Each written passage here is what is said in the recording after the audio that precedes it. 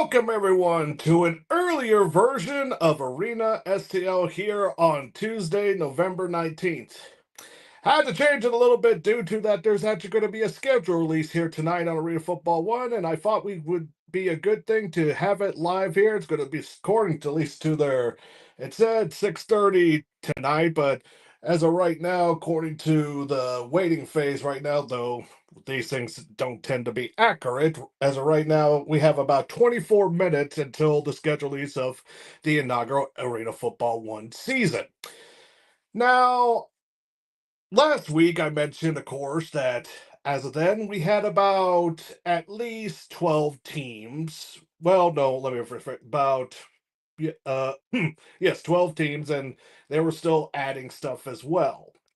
That, of course, things have changed within the Arena Football 1, and I'll get to all that first. First, they actually announced two new expansion teams for Arena Football 1. First one is, well, you could technically call an expansion, but it's an existing team, and it's a team that I have mentioned here for the past few weeks due to what has happened to them, because they were originally supposed to join the National Arena League, joining from now the defunct AIF. And now they are now part of Arena Football 1, which is, of course, the Corpus Christi Tritons from Corpus Christi, Texas. And now we have a Texas team down there to the south. And it's kind of confusing.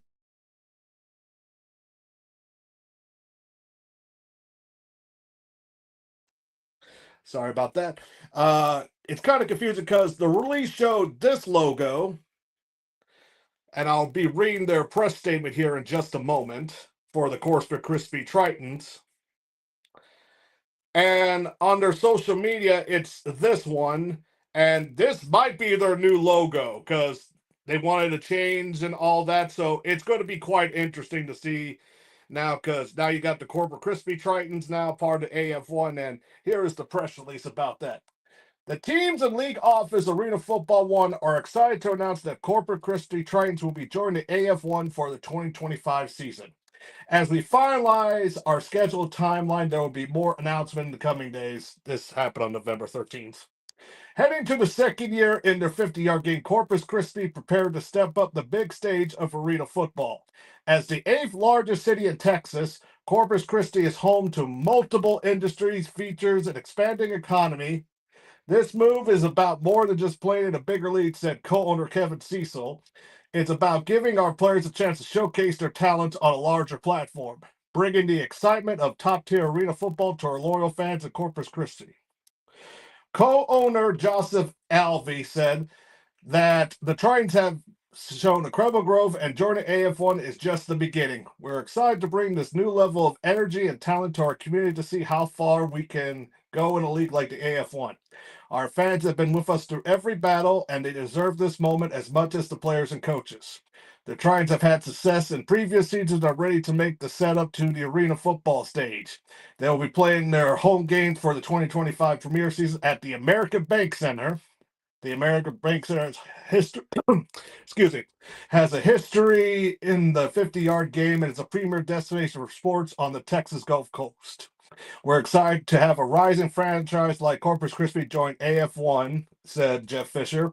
Their experience and leadership is dedicated to delivering a quality experience for fans and their community. Football is bigger in Texas. That's the old saying there. And arena football will add to the rich history of football in the Lone Star State. Arena Football 1 excited to bring Corpus Christi into 2025 season and for the dedicated and passionate fan base that will bring with them. Triton fans and arena fans should all be excited for the 2025 season. Okay, so if you remember from previous shows, Corpus Christi they were part of AIF last year, and they were supposed to join the National Arena League there, and they were announcing like this seemed like it was going good. Then all of a sudden, it seemed like the rug was pulled under them by the National Arena League, and it's like, and there was this press release by them said like it just seems like they were extending the goalpost because they were following them what to do in order to join the season, and it did not end up happening, and they were perplexed by this. So now you have the AF1. They were looking for some more teams, and especially at the time, they have that Mexico team, the team in Mexico, and they didn't really have anything there now. And having a team in Texas helps basically any football league in any type of situation. Heck, football is a religion in Texas. That there's no denying that. So that is the first expansion team. I kind of count as an expansion team because during the whole turmoil here, a lot of their players from the previous season actually has signed in the indoor football league. And they also have a new coach. So even though this organization has been around for a while, because of the whole thing with seems like the National Arena League said, hey, welcome. And then all of a sudden, no, we don't want you. Like, sorry, until next time. It's like, now they're back. Now they're going to be in the AF1. And so it's going to be quite interesting. So that's the first one. Now, the second one, and finally, two. Let me get that there.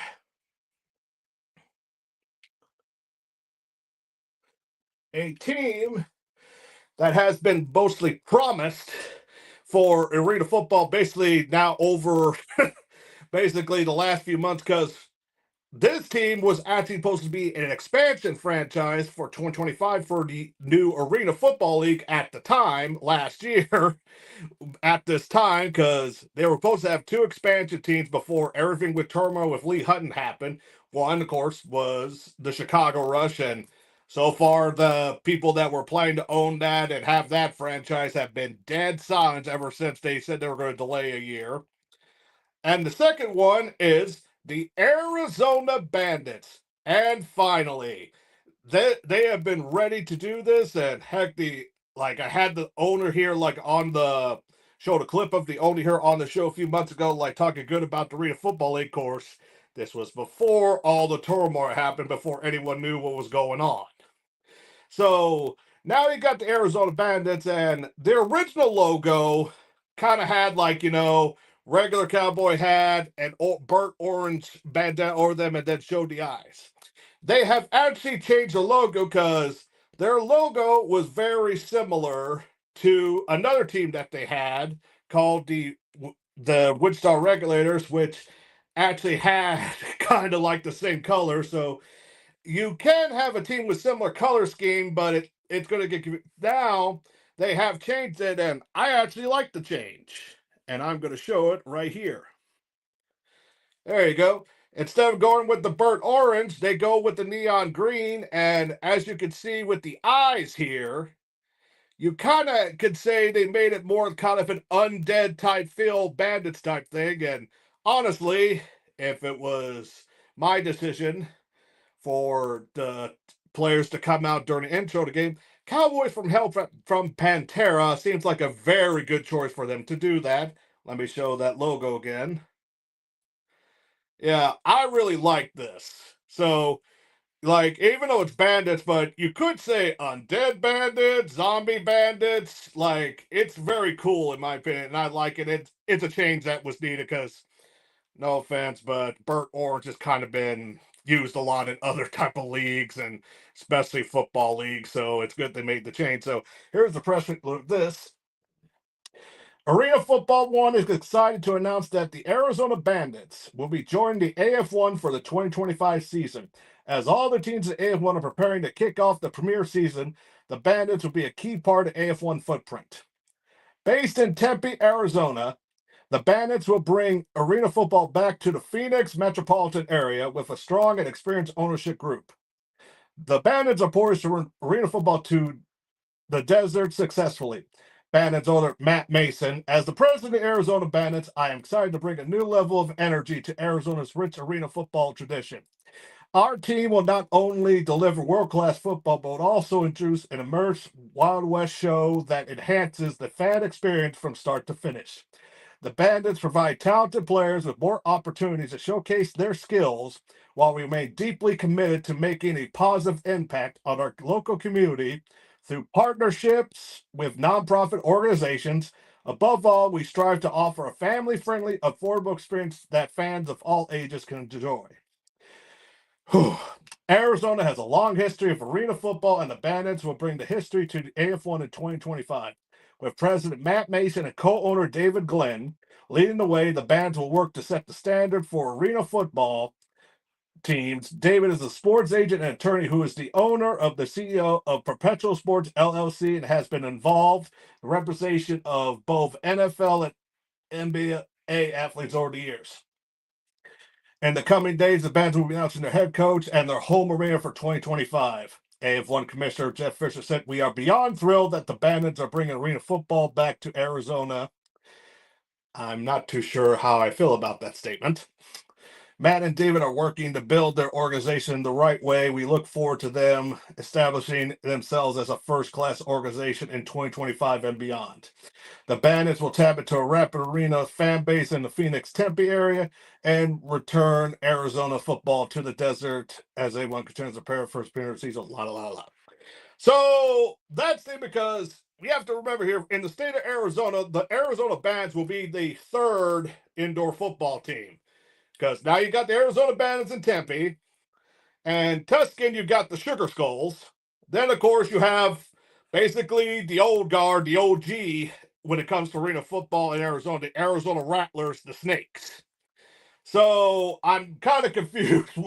I get what he was trying to do, but to bring back arena football back to Arizona, that's kind of untrue there, but I see what he's trying to do. So that is good there. Like I said, this was a promised expansion team for over a year for the AFL in 2024 to go to 2025. So now they have joined the AF1. Of course, now they added 2 teams now. This would show what the map is currently for all the because now there's 14 teams in the AF1, and that would look like this.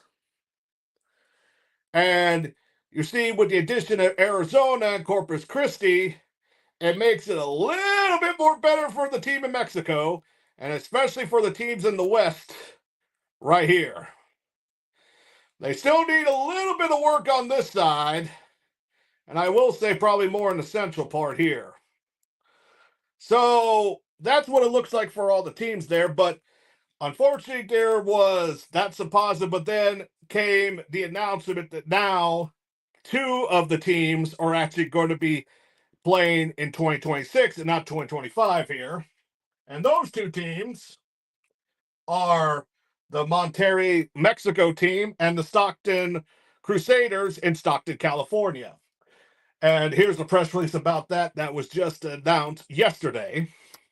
After careful consideration and deliberation, the Stockton Crusaders and Monterrey Kings have informed Arena Football of their intention to delay their entry into the 2026 season. "We accept Stockton and Monterrey's to delay their entry into AF1 until next season," said CEO Jerry Kurtz. "Stockton's leadership is strong and their market is primed to embrace arena football. Monterrey is also led by a strong team, and as a market, their passion for football is unparalleled. We look forward to seeing both teams on the field in 2026. Starting any new franchise takes a certain level of time, and we feel it best to move our launch to 2026 season," said Stockton CEO Scott McKibben. "It will give us time we need to set up all operations and to fully connect with our fan base. We are extremely excited, and we know our fans here as well. We will stay fully connected with the fan base as we build up to our kickoff. Go Crusaders." Then here we go for Monterrey Kings president Fernando von Rossum said, "In order to meet the high expectation and quality standard that we set for ourselves as an organization, we have decided to delay our entry until 2026 to enable time to deliver quality on-field product and organization that fans in Monterrey deserves. We remain committed to AF1 and looking forward to kicking off in 2026. So those are now 2 teams you have committed to 2026. So first season, 12 teams. Perfect number to start for the first season. Perfect. And then you got 2 teams in the waiting. So technically just 14 teams in total, but only 12 playing. So now, because of this, now what are the divisions now? Because that was also announced. And there will be 3 divisions. And these are the divisions here. East, you got the Albany Firebirds, the Wilkes-Barre team in Pennsylvania that has yet to name a what their team name is going to be: the Orlando Predators and the Nashville Cats. Central, you got the three Kansas team: Wichita, Southwest Kansas, and the Salina Liberty.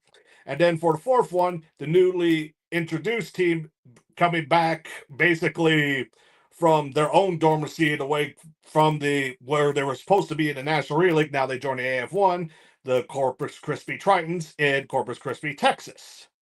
So that is the Central. Then you got the West with the Oregon, excuse me, the Oregon Lightning, the Washington Wolfpack, the Billings Mustangs, and then the new Arizona Bandits. So that looks a little bit better there. So I would say travel-wise, uh, you would say the Central in a way because all the three Kansas teams are very close to each other. But I don't know, with the drive to Corpus Christi, because Corpus Christi is like the most southern part of Texas. So it's that's interesting there, though. I would say the West actually has the better traveling now, if you think about it. But when it comes to those two teams I mentioned that are going to 2026, Stockton, iconic and believe in the way course, California, you kind of wondering if maybe the possible like workman comp insurance might cause them a delay and stuff. Like they're still planning to do it, but I wonder if that's a factor to trying to figure out what costs. Now, when it comes to the Mexico team, Monterrey Kings, why did I say L? This is actually better for them, in my opinion, because here's the thing. You're a team that's international. You also have players that maybe have questions here because here's what you have to think. You're going to probably be living in Mexico. That means getting passports. That is also because you got to think of the conversion rate, the taxes there, because I'm on don't know what the tax rate is for Mexico. Also, finding a place there and all sorts of. So that gives the organization a year to figure this out. The thing with the players, because I feel bad for some because Monterrey signed, I think about it was less than 10 players.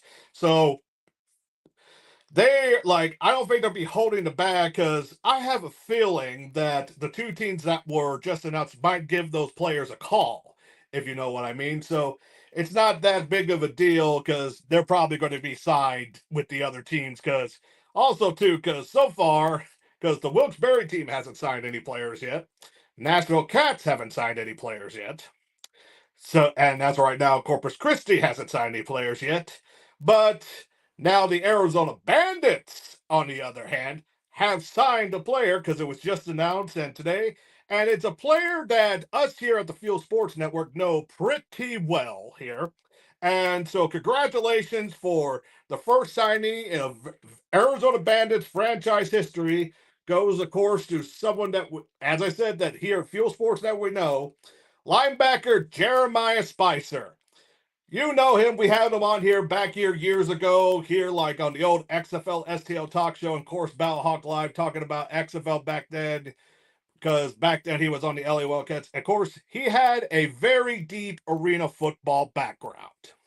And last year, well, this previous year, he actually was part of the Arena Football League for the Oregon Black Bears. But unfortunately, that franchise had some problems being one of the league-owned one. So it's good to have him back there. And also, he's more closer to home now because he lives in that Southern California area. So Arizona's a lot closer than Oregon, and he basically will be a defensive staple for for that team and a very good player to be signed there.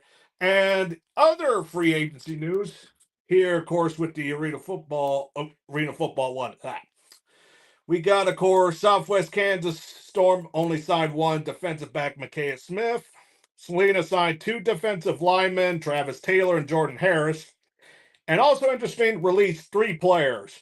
Wide receiver, defensive back Tyler Cargill, defensive lineman Diaz Ross, and offensive lineman Dallas Raines. Interesting, because so far that is like the second releases, and I believe all of them came from Salina. I could be wrong there. Have to double check. Then the Wolfpack signed defensive back Dorian Washington, defensive back Tayson Harden, linebacker Isaiah Abraham, The Oregon Lightning signed quarterback Keegan McCormick Reman, athlete Kadarius Ardley. And just to be clear, athlete, that could be mainly anything. It's like college for arena football. The Firebirds signed offensive lineman Brandon Nicholson, and Orlando keep on re-signing and getting better as this. They re-signed linebacker Cecil Cherry, who actually was in the Battlehawks training camp last season. Defensive back Raven Anderson, wide receiver Philip Hard Duns, offensive defensive Raphael Turner, wide receivers Zion Barnett, defending champs AFL champions Billings signed linebacker Cortland Mallory, defensive lineman Armonte Carey, and defensive lineman Sidney Houston Jr. And finishing out the free agency for this week, for the Wichita Regulators signed kicker Aiden Johnson, wide receiver Jordan Jolly, and quarterback Carl Robinson. So free agency is still going on. We're still waiting for Nashville to sign their players. Then, of course, you got Wilkes-Barre, of course. Wilkes-Barre being one of the new ones, not only players, but I don't even think I think they announced the head coach. I have to double check that. Arizona, like I mentioned, they signed their player, but they haven't announced their head coach yet, but I think that's probably going to be part of the process here. And that's it for the free agent signings. And we got about a few minutes until now we're going to get a live schedule released by the AF1 here. So it's one reason I made this show early. It's because of this. So we're going to have to wait a few minutes before we get there. Another thing of note is that just going from like spring football news overall here, that Albany linebacker Vincent DeLeo that was signed by the Arlington Renegades. So we had a few in Arena Football League, there were some players in the Arena Football League that did get signed to NFL teams, and now you have people that were now the AF1, signed to the UFL. So it's interesting they continue their career in football. And remember, just because you play in arena football doesn't mean you won't get noticed and won't get your chance. There has been quite a few players in the arena football world. Of course, we all know the number one player in that category is Kurt Warner. But we should try to get some more Kurt Warner. That doesn't exactly mean have to be quarterback. Let me be clear. So it's going to be interesting to see how it goes here. And we'll take a little bit of break here and we'll go down and when they break down. And if you have any questions, ask before the schedule release happened here for the Arena Football one. Be right back. Houston, we've triumphed. I've made it back to Earth with the cargo intact. The game-changing, time-sensitive payload is none other than the revolutionary energy flavor we've all been waiting for. Introducing Merc Mayhem Cherry Limeade. Merc Clan played a crucial role in securing this energy flavor, and together we've unlocked the future of power. Merc Mayhem is not just a drink, it's a statement, a fusion of relentless energy and bold flavor. The secret is out. Merc Mayhem is set to redefine the energy landscape, leaving ordinary drinks in its cosmic dust. Get ready for a taste explosion that matches Merc Clan's unparalleled power. Join the revolution, and let's unleash Merc Mayhem upon the world. Astronaut M signing off.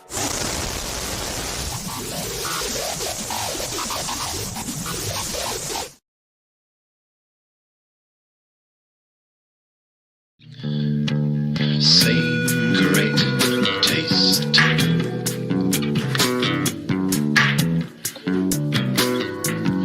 Yes, same great taste.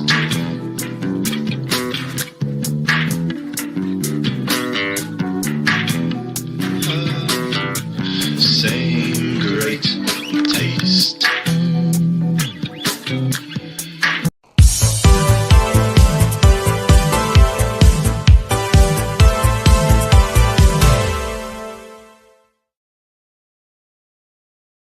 We're back, ladies and gentlemen. Now we're basically waiting out till they release the schedule here live here, because just want to give a quick breakdown, because just to remind people, 12 teams, 3 divisions, East, Central, and West.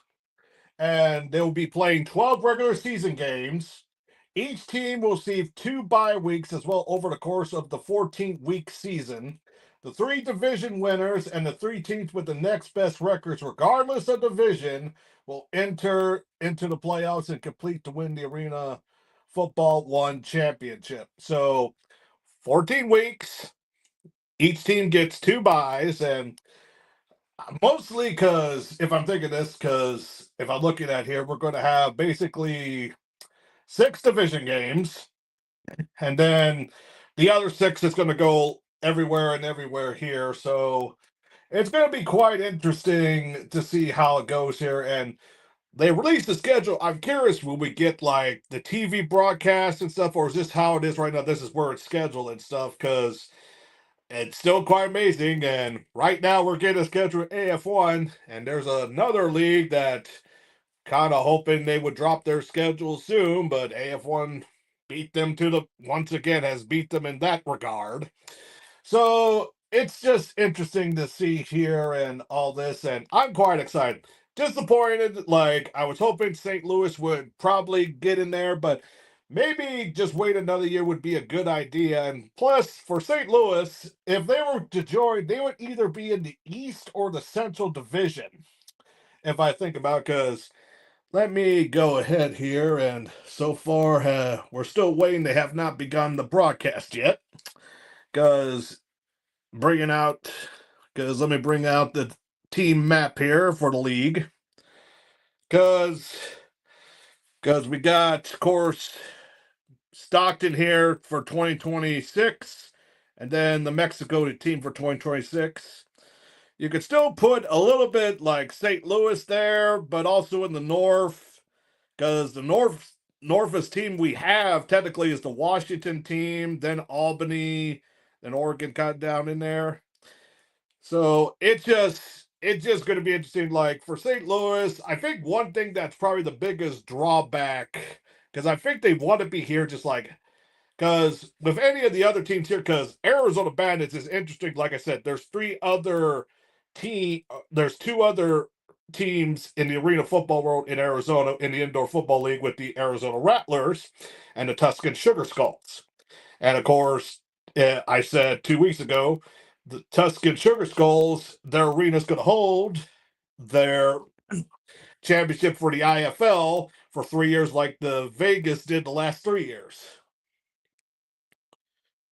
Still waiting.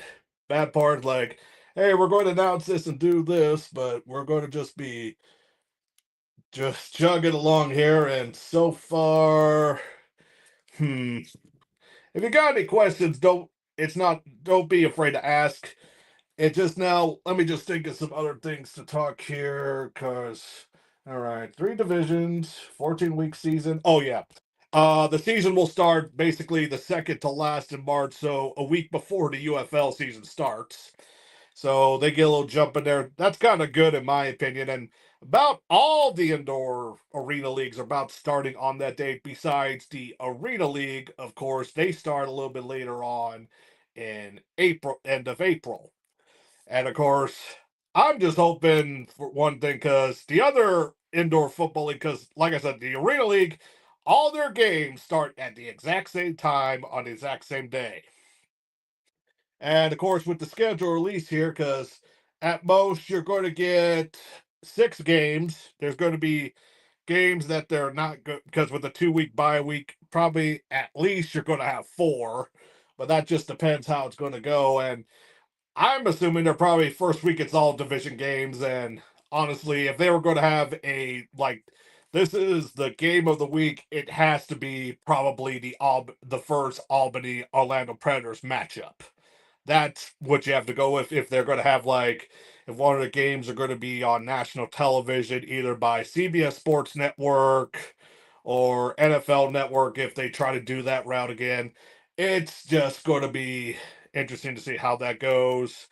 And let's see, was there some other news I could think of here? Because we're just waiting patiently on the AF1 to do their schedule release here. And it just slowly but surely, because right now it's 6:30, I'm going to my clock here on my laptop. So now we're just waiting patiently. That's one thing about Backyard Life. Things can't just go on time as you expect it. So just have to think what to do here. And like the biggest stories of the season to me is like I would have to say probably the newer teams because Wilkes-Barre still doesn't have their mascot announced yet. Like, how's that going to go?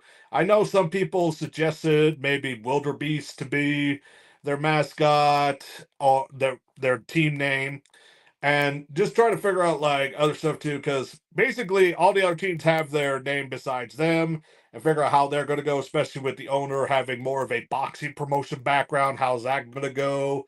I think it'll go well since heck, all their promotions are in arena, so they kind of have part of the way figured out there.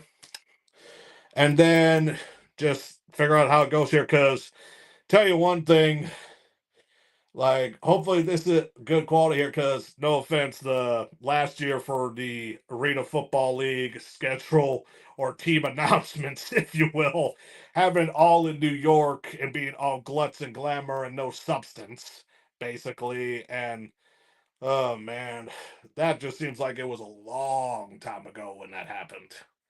Man, I'll tell you about that. That's quite interesting here. So, let's see. Trying to think what else here until they announce schedule here. Because the one thing that's interesting, because right now I'm got that it's like on its waiting for Arena Football 1 on the YouTube here that I'm watching on my television. And the thing that's interesting is that the player they have showcased on there is from the Nashville Cats, and of course they haven't signed anyone. And as I said before, they have that one deal with ownership with one guy basically not paying for them to be part of ownership. So that's kind of interesting, if you say. So, man,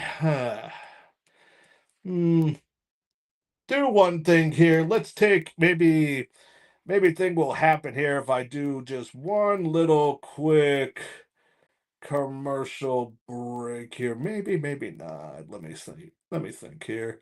And now we won't do that. We won't do that. Like I said, if you have any questions, comments, go ahead. I'll answer them until we have the schedule release here going here. Because right now we're just waiting on them to announce it. Let's see here.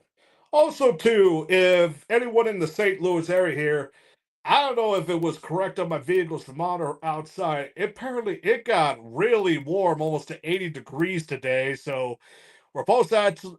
It's like I don't know. Somehow in Missouri, like you still get fall, but then all of a sudden you get this little bit of warmth here. Then the next day, that's where the cold happens. We get all straight cold here. And probably the right time too, November 20th. We're almost a little bit over a month for Christmas. And Thanksgiving is next Thursday. So it's going to be interesting here. And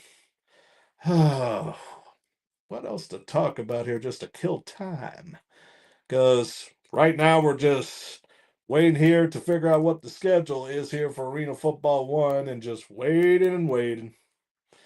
Waiting.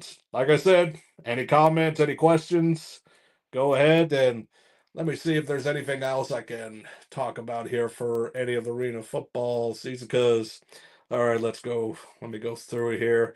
Basically, all the arena leagues start at the exact same time, the second to last week in March. The arena league starts at more to the end of April. The IFL championship is being held in Tucson, Arizona, where the Sugar Skulls play. Uh, let's see here. There is, like I said, now 14. There's 14 total teams in the AF1, but only 12 will be playing the inaugural season.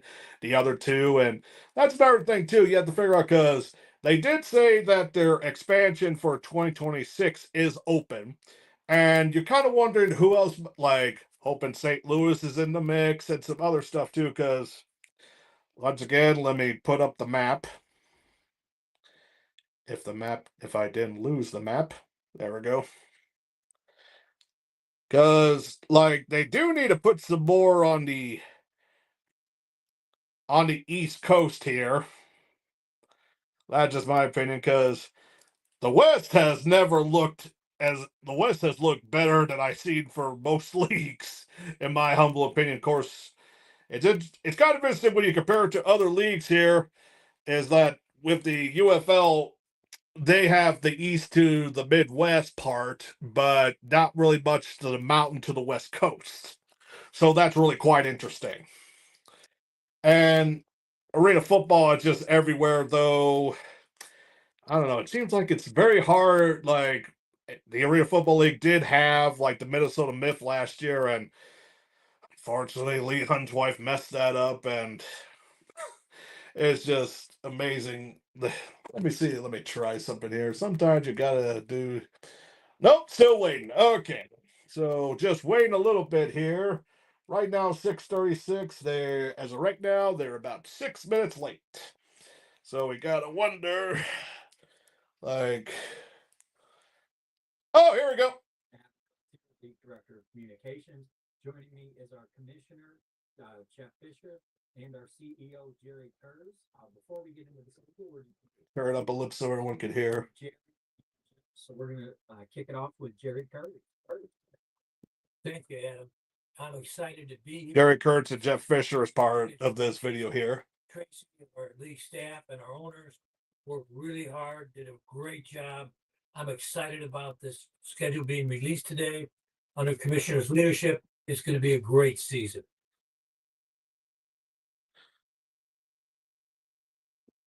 So thank you, Jerry.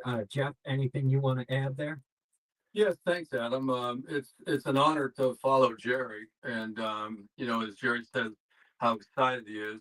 He should be. He's been working tirelessly to get us this new venture of ours to this point. It's been a great experience, culmination, as I mentioned, of a lot of hard work. We got a great staff here. We're really looking forward to releasing all this information as the work has come to the first phase of the work has come to an end. So I'm excited about it.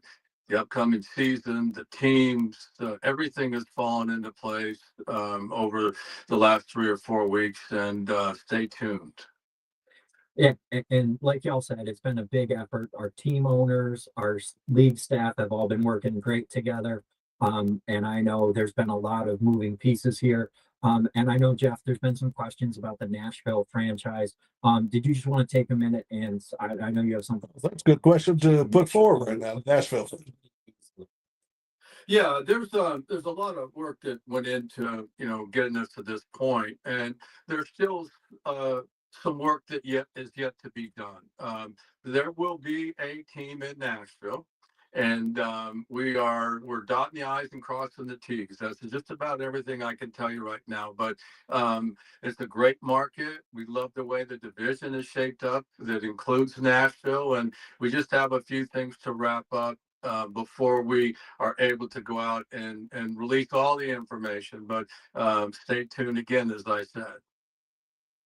Yeah, I know folks are looking forward to those Nashville-Orlando matchups, bringing back the great rivalry and getting Albany involved as well. Well, gentlemen, I know we're very busy. Jeff, I know you got a couple more interviews tonight, so thank y'all for joining us. We're going to bring on Director of Football Ops now, Jerry Kurz, and he and I are going to take you through the schedule, the thing you've been waiting for. So thank you, gentlemen. Have a great evening. Thank you. All right. Joining me now, Gary Compton, Director of Football Ops. Been called Adam Jerry, but yeah. We'll just kind of start talking. So, Gary. I'm excited. We've been waiting on this, as you know, I was listening to you earlier there with Jerry and Jeff, and this is kind of, I guess, puts an official stamp on everything, and kind of release this out to everyone and get everybody excited and get ready to go. Yeah, I mean, this has just been tireless. I mean, we've been working at this for weeks, months now. There's just the groundwork that's gone into this. I know that there's a lot of excitement about this. So, Gary, what do you say we give the folks their first look here? And Absolutely. Let's let it go. Here we go. We're gonna pull this in here real quick, y'all. We're gonna pull this up, and this is gonna be your first look at the Arena Football One schedule for Okay, to go with that type of format. It's the format we have the weeks on the top and the teams, and it goes this way, that way. So, and I was correct. Albany at Orlando for week 1. So there you go. 14-week season, 12 games for each team, 2 bye weeks. Gary, just kind of talk to us a little No bit. buys in week 1. Bye weeks for teams. Why is that so important in the arena game?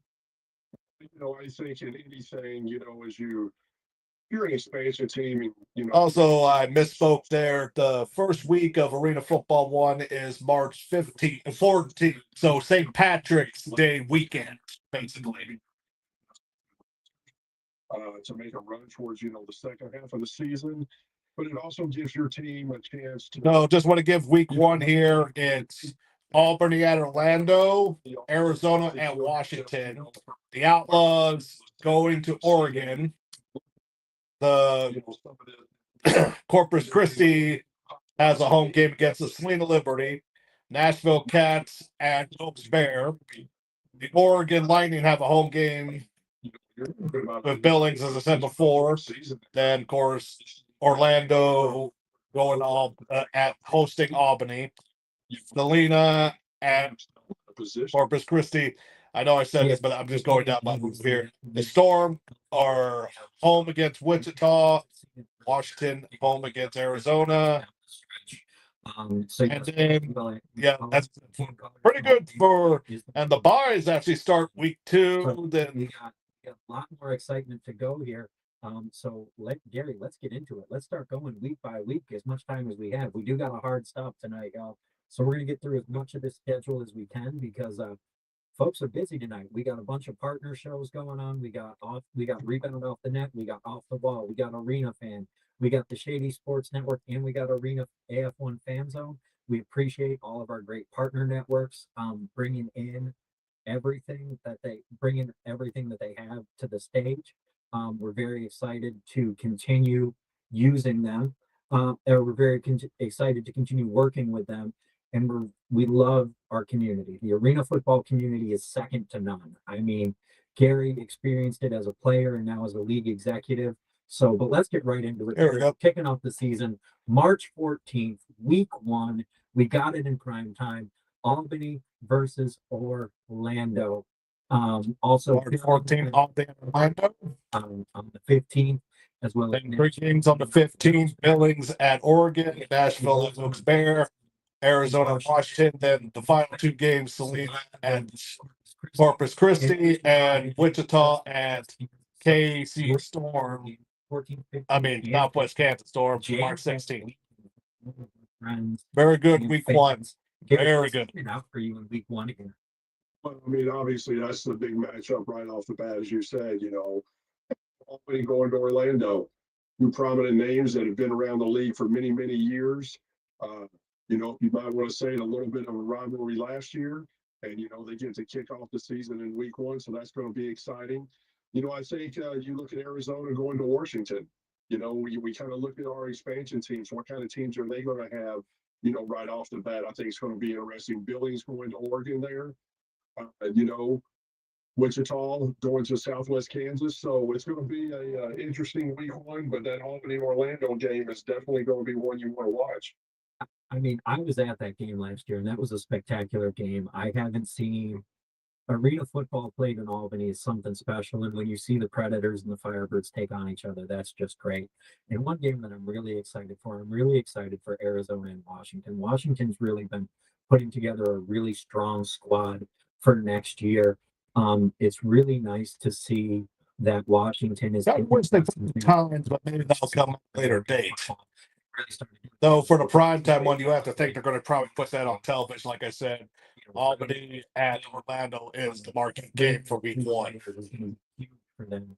And then, we get a lot of the expansion teams getting first tests. I mean, Corpus Christi and Wilkes-Barre and Oregon all playing against playoff teams in week 1.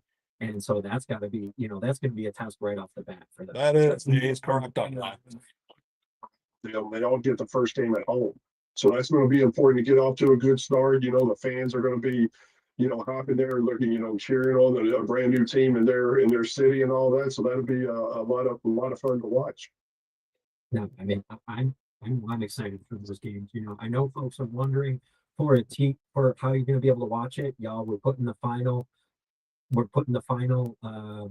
touches on a couple different things. There's going to be multiple ways to watch the Week game. 2, one game on March 1st, 2 on March 22nd, and one March 23rd. Though the Oregon Washington one is to be determined, said March 20th to the 24th. On each other on the 21st. Billings heading down to Arizona on the 22nd. So week 2, Nashville Cats at Albany, Billings at Arizona. So Arizona starts on the road the first 2 weeks. Southwest Kansas and Wichita bringing that Kansas rivalry the second week. Then Orlando at Wilkes-Barre and Oregon at Washington. Some contingencies with some arena dates. We're going to get those locked down as soon as possible, but these games will be happening those weeks. It's just a question of which day exactly, but we'll get those sooner rather than later. Once we get things like TV and arena dates locked in, so that way we're delivering the best product for all of our fans. So, Gary, in week 2, any game that really stands So out? at least it's 5 games at most, 6 games. Wait, I'm sorry. At least 5 games at most, 8 games each week, because once again, there's going to be 2 bye weeks. Gets her introduction to that division.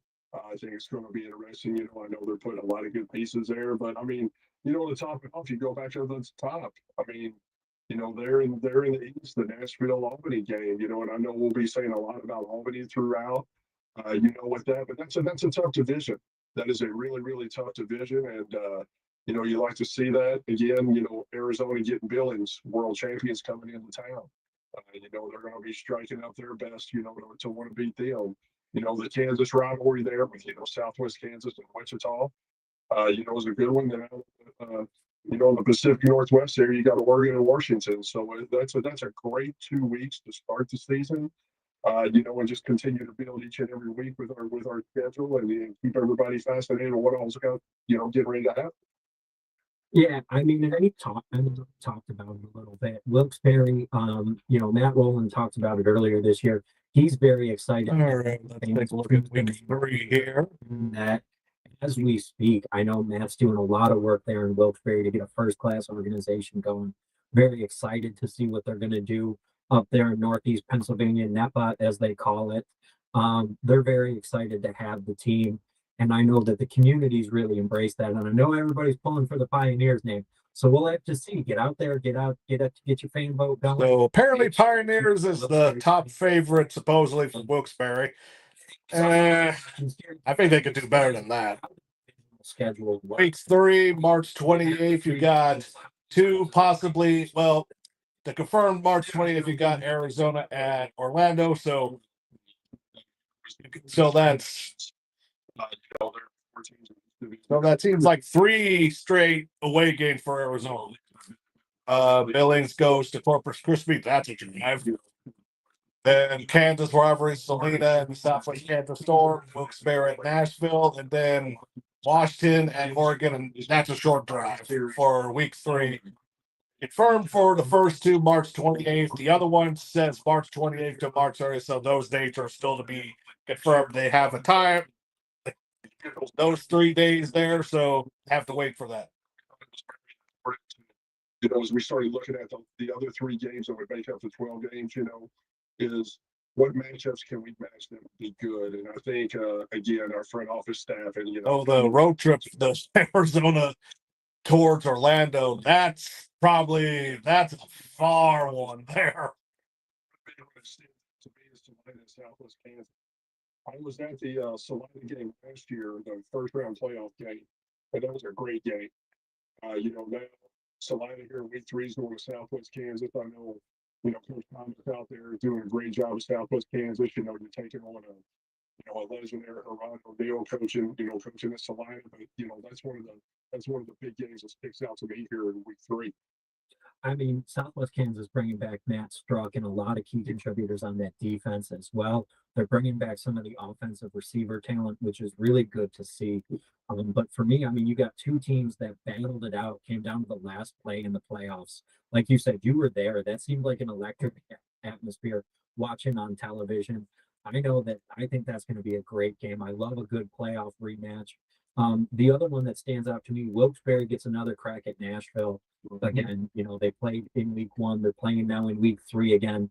Really good to see Wilkes-Barre getting that early road test on the road. You know, and I know we're waiting for coaching announcements on both those squads, but they are coming soon, y'all. Those are in the final stages. And again, Washington, we got another great Pacific Northwest. In Corpus Christi, really getting a big test here early on. South Texas gets to play host to the world champion Billings Appalachians. So they got to go all the way from the top of the country to the bottom of the country. And I think that's going to be a great matchup there. I know Corpus Christi's got a great established history, great ownership, great coaching. Very excited to see what they do their first year playing arena football.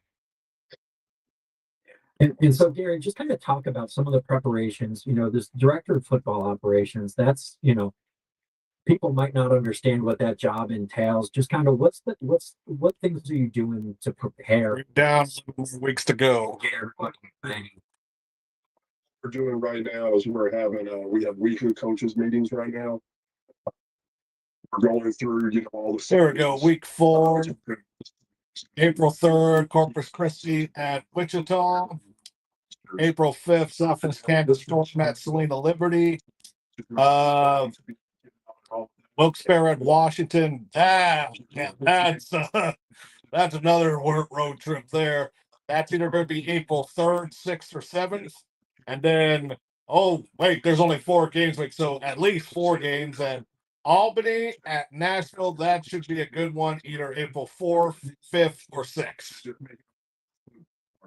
know, Jerry, Christy, Tracy, you know, we're small scale crew that, you know, does a lot of it. And, you know, like you said, from the scheduling to, you know, uniforms to, you know, footballs to helping out with the venues, the buildings, you know, getting the coaches to approving contracts. There's a lot that goes on. We all wear a multitude of hats.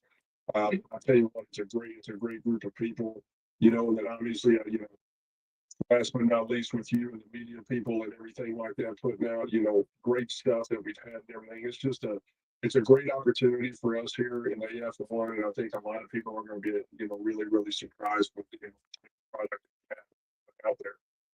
Yeah, and I know some folks are asking about some specifics that's in the rule book. Y'all, we got that announcement lined up. If we give it all away tonight, y'all, you're not going to come back. We got more stuff to talk about. Yeah, okay, rule book in probably the next few weeks, or likely after Thanksgiving. But if it happens before, I'm going to be happy. You know, Dave goes back 35 years. I think Dave started when I first started.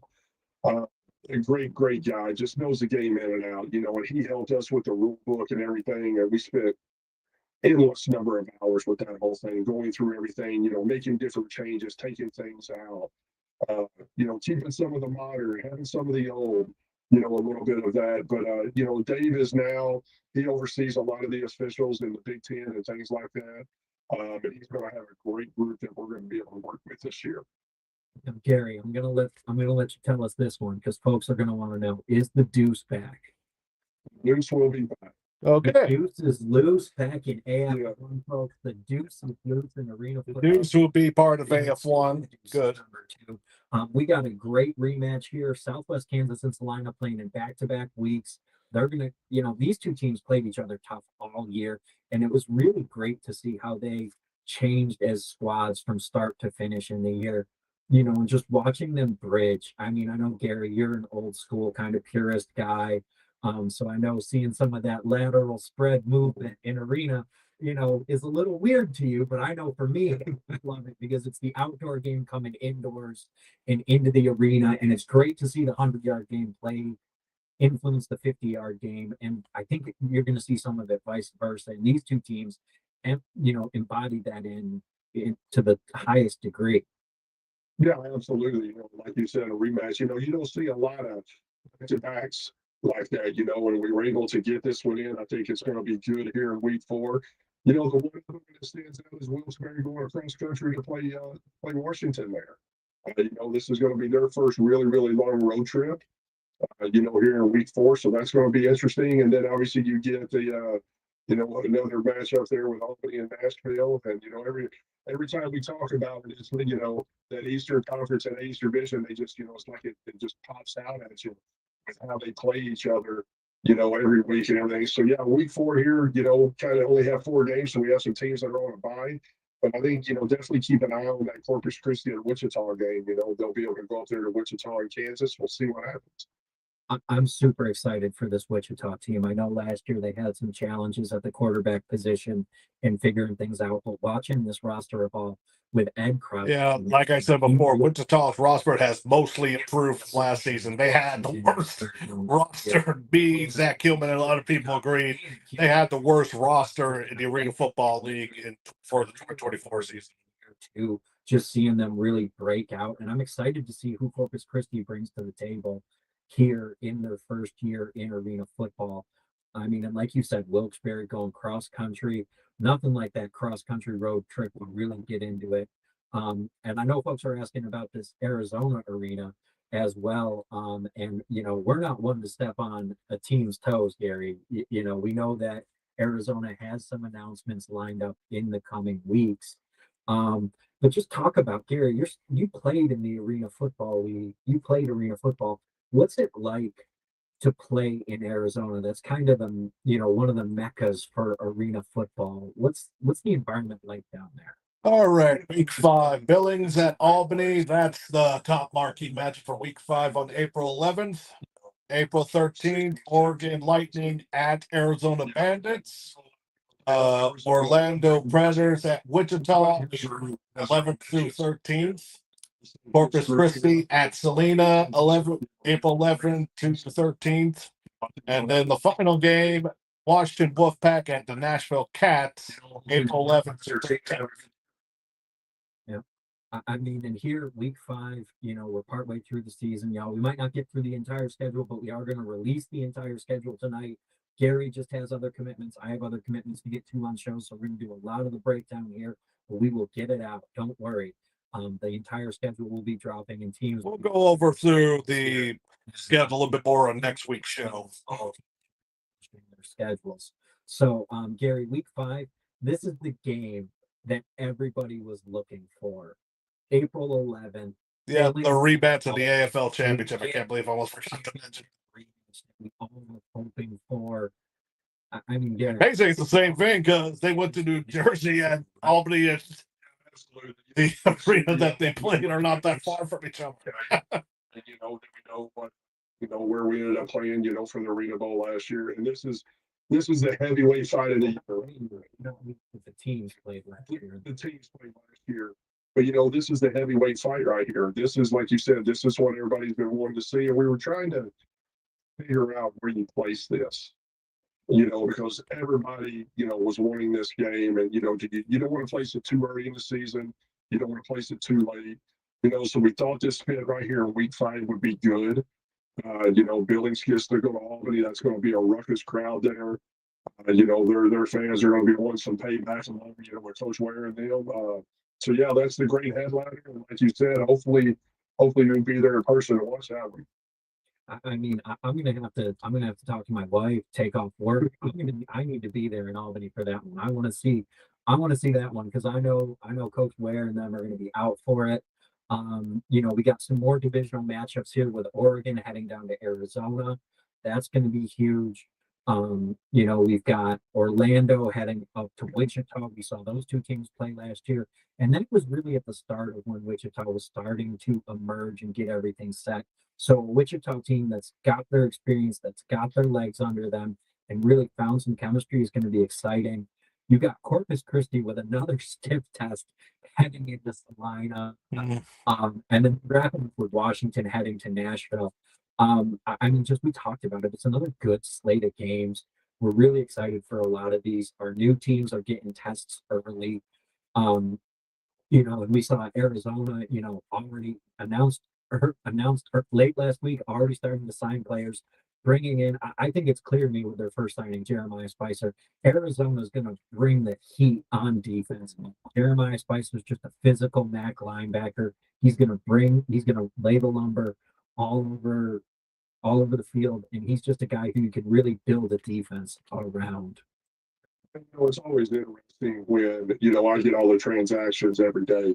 It's always interesting, like you see, as you see the puzzle being built by these teams, and looking at it and seeing what people are thinking. Like you said, that first signing there with Jeremiah there for Arizona, that was like, oh, wow, okay.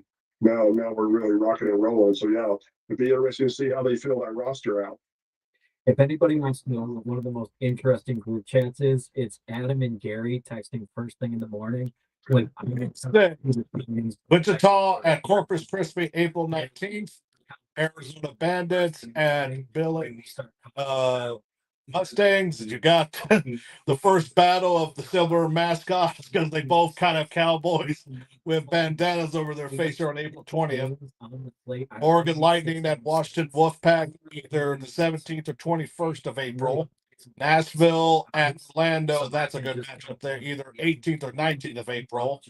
And then the next two games, somewhere either April 18th through the 20th, Albany at Salina and Southwest Kansas Storm at Wilkes-Barre. I think these two teams are going to play each other tough all year. Central Division rivals. Again, Corpus, was established in a previous league coming over. We're going to see how that transition goes. Wichita, last year as a team, really grew in the arena game, and excited to see them take that next step. And we got a little bit of battle of the cowboy hats between Arizona and Billings here as well on April 20th. I think that's going to be exciting. Arizona making that trip up to Metro Park. Oregon and Washington. Chuck Jones, very familiar with this Washington team, and very excited to see what he does and how he builds out this Lightning team playing in that, and how they go with Washington. Nashville at Orlando. Albany at Salina. We get a rematch of that dynamic playoff game. Gary, that was some of the most points I've ever seen scored in an arena football game, and it wasn't clear until the last 8 minutes of the game who was getting what. I mean, I think you were at that one as well, weren't you? I was not at that one. Well, you were at Billings Nashville that week. I know Christie was at that game. Yeah, that was an exciting game there. Now Salina gets a chance to have Albany come back to their place and play. You get, like you said, the rematch in Nashville and Orlando from the playoffs last year, so right there in the middle of the season, two big rematches of playoff teams. The Southwest Kansas going to Wilkes-Barre. Looking at that, Wilkes-Barre, like you said, has kind of had a tough slate. It seems like every team that we're talking about their plans in the playoffs last year. Man, you talk about a crazy schedule, but like you said, I know they're putting a great staff together up there in Wilkes-Barre. I know they'll be up for the challenge for the schedule. I mean, and just thinking about that, Albany heading to Salina. Salina packs the pizza box like nobody else there. So I think that's going to be a hard environment. Forgot Albany the pizza box. Liberty fans certainly, they proved. I remember I talked. Folks were talking about it last year that Albany, or people were questioning if Salina could score points at that high level, and Aaron O'Neill and his crew came out and they put it up. They did it. They scored a ton of points, and they did it without Tracy Brooks. Tracy Brooks being back for Salina is huge. He is the motor that makes that engine, that makes that offense go, and that's exciting to see. And then Nashville and Orlando. I mean, Orlando with Andre Sale in the fold. I mean, Andre Sale has been a dominant 50-yard quarterback for a couple of years now, and he brings over some receivers that he has familiarity with. I think that Orlando team, although it's got some new looks at the receiver and quarterback position, I'm excited to see that team really play. I think Coach Burst did a great job there with personnel. It's going to be an exciting team to watch. This will be one of the teams to keep your eye on. I think they're going to light up the scoreboard. I mean, it's arena football. They're all going to light up the scoreboard. That's why we love the game, because defense is, I'm not going to say optional, but it's different. Commissioner Fisher might be a little. Week 7, Arizona at Oregon Lightning, April 25th. Southwest Kansas Storm at Corpus Christi, April 25th. Great slate. Orlando Predators at Wilkes-Barre, April 25th. Man, 4 games. Washington Wolfpack at Billings for April 25th. Washington, Wichita at Salina, April 26th, and honestly, I would not put that Albany and Nashville kids on April 25th. You don't. That should be the 27th, to be quite honest. You know, on this one, I'm going to tell you what, I kind of like the Wichita Salina game. You know, like you said, it's going to be interesting to see, you know, how Wichita puts all those pieces together, and they are signing some great, you know, some great people there. You know, we, like you said, and we know what Coach O'Neill is doing down at Salina, but you start looking at this week 7, okay? We're 6 weeks in. You know, so now we're making that second half turn. You know, what teams are going to start separating themselves in their division, you know, to try to get that divisional spot, because we know how crucial that is with the playoff seedings and how things are going to be. So that's definitely one to keep an eye on. Gary, talk to us a little bit. How are the playoffs going to work this year? So what we're going to do is, obviously, like we said, we have 3 divisions. Okay, so you're going to get a divisional winner from each division. All right, and then you're going to get the next 3 best records. So we're going to bring 6 teams into the playoffs. So, like I mentioned before, winners of each division and basically the next seed in 3, so half the teams go to the playoffs. That's how most playoffs are in basically arenas now, especially in hockey, basketball, NFL technically now. You can see 3 teams out of 1 division get in, you know, something like that. So I think it's important for all these teams, especially you being that divisional winner, trying to secure that first round bye. As we know, it's very important getting that home field advantage, being a step closer, you know, to the championship. So, like I said, you know, here in the second half of the season and all that, start seeing, you know, start who separates themselves. No, I mean, you just nailed it. I mean, in those, we got the 3 division winners, but the next 3 playoff seeds are next best records. So we could, in theory, although highly unlikely, could see 2, 3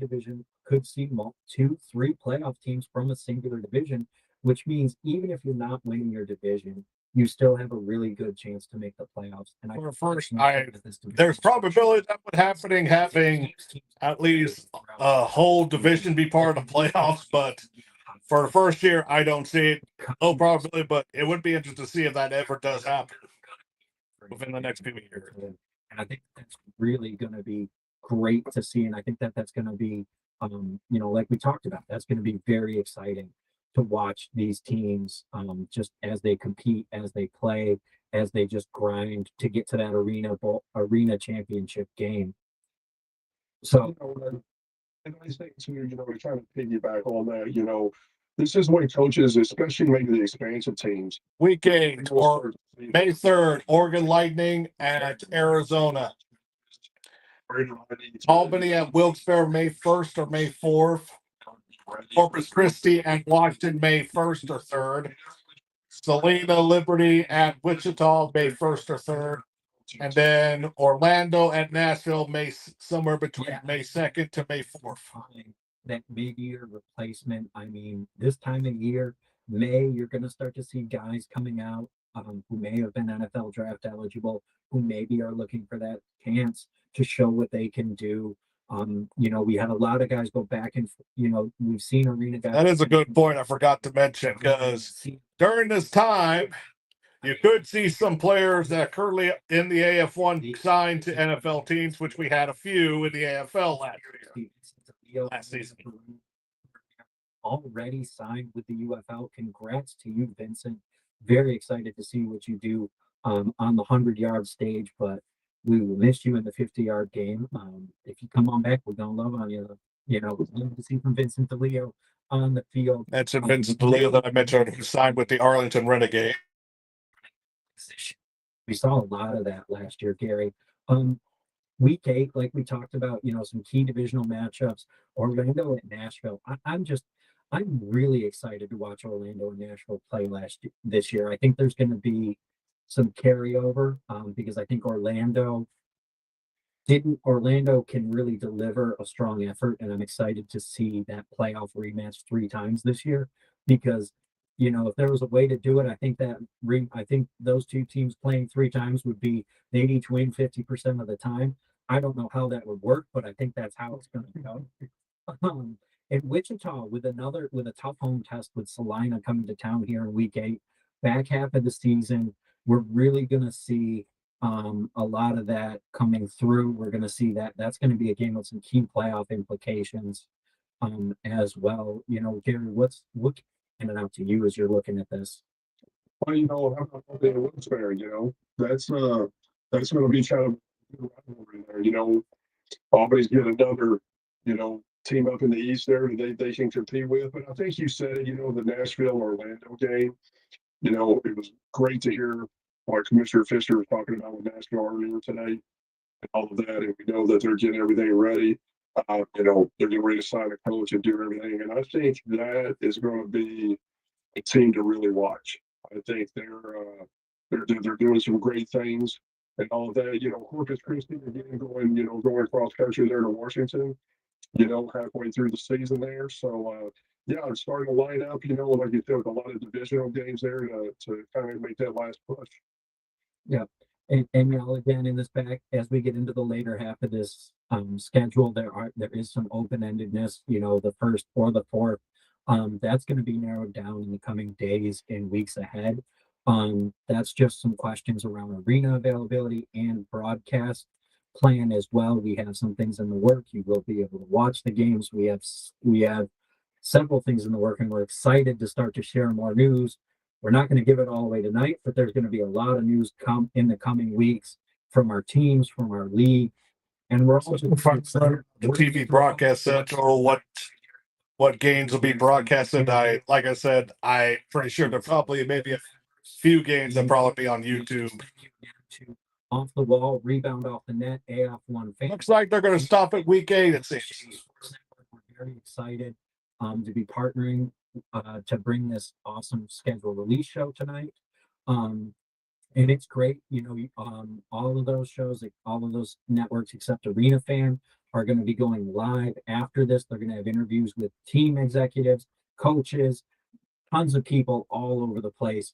So we're super excited to see this all come together. We're really excited by our arena football community. Gary, we talked a little bit about it. Talk to me about wait, maybe not. There we go. I was a little bit confused about that. Week 9, Southwest Kansas Storm at Albany, May 9th. Washington Wolfpack at Arizona, May 9th through the 10th, either 9th or 10th. Oregon at Billings, May 10th. Wilkes-Barre at Orlando, May 9th or May 10th. I'm confused how some of these have 4 and some have a hyphen. Wichita at Corpus Christi, May 9th to the 10th. Played on both sides, so now you're platooning. You don't have those. Everybody is a specialist nowadays, if you want to call it. So I think that just allows a little bit more of what you can do. At that position instead of as we all know, it used to be just line up and bang, bang, bang heads with the backer. You might get a little love every now and then, and you flip around and do it. But it's good to see. It's good to see the involvement of coaches that are coaching now, and how can I get the game to the next level? I think that's how all good coaches are. Is how far can I expand it? Within the walls of the confines that we have in the game, and 5 more to go. Maybe not. We'll see. Great. I mean, the game going through the evolution when it mirrors the outdoor game, I think that's best because this is a league of opportunity. This is a league of opportunity for the players, for the coaches, for executives, for everybody across the board. We're all passionate about this game that we love, but and if this leads to another opportunity, we love that. But we really love building this game, building this and driving this. So giving players that connection, 100-yard game to 50-yard game, I think is really key. Week 9, the one I'm going to tell you, that May 9th game, Southwest Kansas heading to Albany, I think that's going to be a sneakily good game. Coach Gary Thomas is really, you talk about coaches evolving. He had never coached a 50-yard game in his life last year, and he led his team to the playoffs. And I'm really excited to see the steps he takes in year 2, because how Southwest Kansas ended the year was not how they started the year. They ended the year on fire, and they played Albany early last year. I think with some time this year for the team to gel and develop, I'm very excited to see how Southwest Kansas plays a tough Albany team at home this late in the season. Yeah, you know, that will be, you know, as we get into the, like you said, the latter part of it, and you know, them going in. The other one that I'm really interested in is the Oregon and Billings. You know, like you said, I know Coach Jones up there is, you know, putting together a great staff and some great talent in there. You know, and we're going in to try to knock off the world champions, and I know that's going to become a little bit of a rivalry there, from what I've been hearing a little bit between some folks. So that's going to be a good one. You know, then again, as we always see it, and you look at Wilkes-Barre and Blue has popped up. You know, going to Orlando. You know, being able to play out there in Orlando here a week now. It'll be really interesting, like I said, to see what they do, you know. And you have to admit, that's a gauntlet schedule there, right? They're what might be one of, you know, the East might be just straight up, Yeah. just from a straight three teams made the playoffs that are in the East, you know, the previous league. So seeing that sort of schedule is going to be hard for a new team in Wilkes-Barre. But again, we like what that organization's doing behind the scenes. We're excited to see these announcements start to come out. And I think that when that team starts to when that team is revealed and the coaching staff and everything else starts to come out, I think that's going to really surprise some people. And Wilkes-Barre's going to have a puncher's chance in that division because they're going to be able to sign. They're signing talent, and they're getting ready to sign some talent, and they're going to have a good coaching staff, and that's really going to give them a chance in a tough division. All three of these divisions are going to be incredibly competitive because you have returning teams, you have new teams, and you just have a lot of things like that. And, you know, again, we saw some questions in the chat about how much did the potential broadcast partner influence the schedule. That's definitely a part of our thinking. We want to be good partners to any potential broadcast partner. So we want to make sure that there's some options as we get things going. So we're very excited for this. We're very excited. We're gonna do week 10 here, and I think we're gonna have to call it after that so Gary can get to his next show and we can allow our partners to get theirs. Week 10's light. Maybe we'll get week 11 in as well. We got a light schedule. Just 3 games. Oh wow! So So at least it's 3, not 4. Jeez. Salina at Billings May 17th, Nashville at Oregon May 17th, and Wichita at Southwest Kansas May 16th through the 18th. Wow. Okay, at least at most 6, at least 3. And 2 reasons. From Coach there way back in the day, lives there in the off season, okay, and he's very, very good friends with Coach Walker. So see these two go at it there in Billings, and you know, Salina being able to have a chance to go back there week 10. That's a pivotal part of the schedule right there. That's gonna, you know, that's gonna be interesting. And like you said, Nashville having to go across country, okay, there to Oregon and playing them, and then you get the you know, the Kansas rivalry there with Wichita and Southwest Kansas. Like we said, it is a light slate there on week 10, but some good matchups. No, I mean, I think we're in the later part of the season, so the playoff implications are going to be huge. It's going to be great to see. It's going to be exciting television, and we're going to have at least 2 of those games on the same day. So you're going to get to enjoy some nice May weather and some arena football. It's the best of both worlds for that weekend. So we'll do one more week, and then we're going to have to get going. So week 11. All right, week 11, we got another 6-game slate. So we go from a light slate to a packed slate. Very excited here. So week 11, Wilkes-Barre, Albany. We got to come up with Wilkes-Barre at Albany May 24th. Nashville Cats at Arizona. There's a good matchup there May 23rd. Billings at Washington May 23rd to 25th. That's for the rest of the games May 23rd to 25th. Corpus Christi at Orlando, Oregon Lightning at Wichita, and Southwest Kansas Storm at Salina with more of the Kansas rivalry. Orlando, very excited to see those 2 teams go at it. You got Oregon and Wichita going at it, and you got the Storm and the Liberty playing again. Another exciting playoff matchup. Yeah, you know, you have some you know, divisional games, and you have some out of division games here. You know, like you said, interesting that Corpus Christi Orlando game. should be a good one.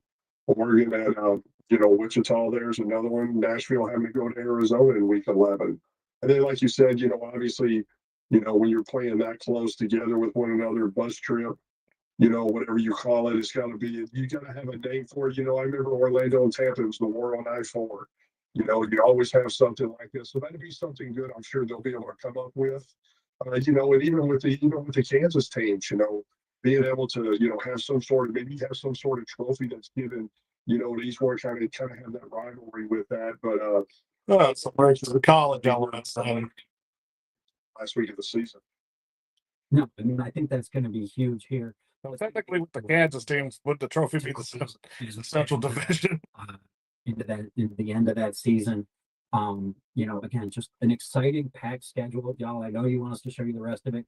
Don't worry, we're going to be posting it. Teams are going to be posting it shortly, their schedules as well. So check out your favorite team. We're going to put everything up. Don't you worry. We just got to get going. Season tickets, Gary, I know that's something folks are excited for. Season tickets are handled at the team level, so pay attention to your favorite teams. Pay attention to your favorite team's social media. I know Oregon announced that season tickets are going on sale. I think a lot of our teams are announcing their ticketing sales now. So Gary, anything else you want to talk about that we didn't get a chance to touch on before we wrap this up here? No, like you said, I think it's going to be exciting. We've been waiting for the schedule. Like that'll be it for the scheduling part. For the live part, like I said, next week's show we'll talk about probably the last 2 weeks and break down a little bit more. Might have a guest, we'll see about that. So thank you for joining me here on this edition of Arena STL here on this live schedule deal. Like so far, I like the schedule. Would like to see the last 3 weeks, and it's kind of interesting to see that like at most each week you're going to get 6 games, and least surprisingly you would think I thought 4. Nope, 3 is the least that you'll get from the schedule here. So thank you for joining me here on Arena STL. See you guys all next week. See ya.